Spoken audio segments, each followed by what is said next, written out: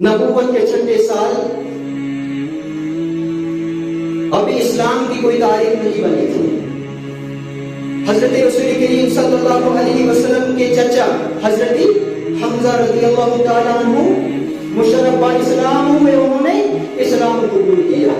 یہ خبر سن کر مشرکین کے رونگٹے کھڑا ہو گئے، وہ پریشان ہو گئے اور وہ دارالندوہ میں بیٹھ گئے.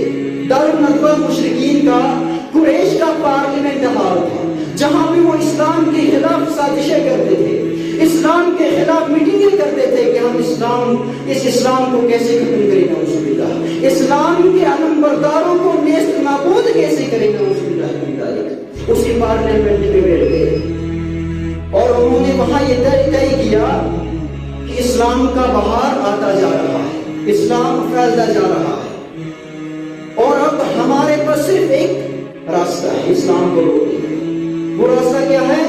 انہوں نے اب یہ طے کیا کہ اب ہم اسلام کے علم بردار حضرت محمد رسول اللہ صلی اللہ علیہ وسلم کو قتل کرنے کی نوزیہ آپ کو مار دیا جائے گا. یہ انہوں نے اب طے کیا، میٹنگ کر لی، اور اس کام کو کرنے کے لیے جو اس کام کو کرے گا اس کے لیے کتنے 100 اونٹوں کا انعام کا اعلان کر دیا.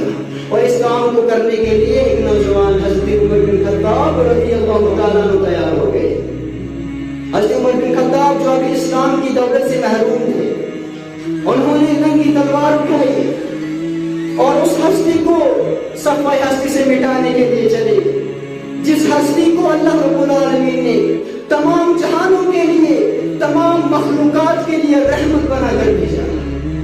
جب راستے میں چلے حضرت رسول کریم صلی اللہ علیہ وسلم کو نوزیہ ختم کرنے کے لیے، راستے میں ایک صحابی سے ملاقات ہوئی. صحابی نے حضرت عمر رضی اللہ عنہ کے تیور دیکھ کر کہا کہ عمر کہاں جانے کا ارادہ ہے؟ حضرت عمر رضی اللہ عنہ نے کہا کہ میں آج اس آگ کو بجھانے جا رہا ہوں جو آگ دھیرے دھیرے پورے عرب کے اندر پھیل رہی ہے.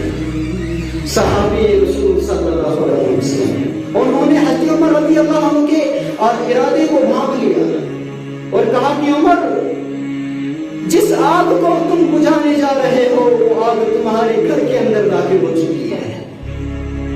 جس نبی کو، جس ہستی کو تم قتل کرنے جا رہے ہو، مٹانے جا رہے ہو، اس نبی کا کلمہ تمہاری بہن اور تمہاری بہنوں نے پڑھ دیا.